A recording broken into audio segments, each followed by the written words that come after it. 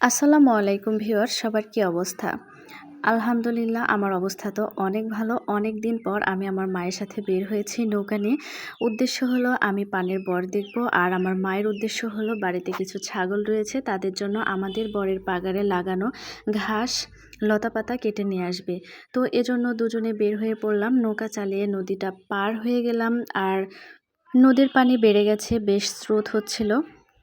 আমার আম্মা ওইদিকে ঘাস পাতা কাটছিল, আর এগুলো হচ্ছে আমাদের পানের বরের পুরাতন ওয়াশি, যেগুলা দিয়ে জ্বালানি খড়ি হিসেবে ব্যবহার করা হবে। অবশেষে আমার মায়ের ঘাস লতাপাতা কাটা হয়ে গেল, আর এইদিকে আমি পুরো বরটা ঘুরে ঘুরে দেখলাম।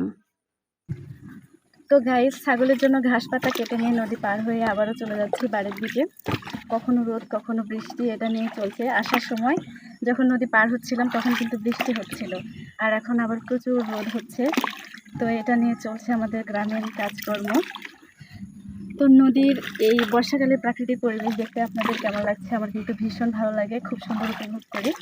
আমি যখন যাচ্ছিলাম নৌকা নিয়ে, তখন কিন্তু স্রোত যেদিকে সেদিকে নৌকা নিয়ে যাচ্ছিলাম, সহজে চলে গিয়েছিলাম।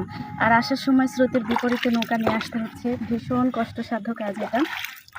তো আমার এই ভিডিওর মাধ্যমে সুন্দর এই প্রকৃতি পরিবেশ আপনারা উপভোগ করতে পারলেন আশা করি। তো কেমন লাগলো আসলেই কমেন্টে জানাবেন। তো সবাই ভালো থাকবেন। আল্লাহ হাফিজ।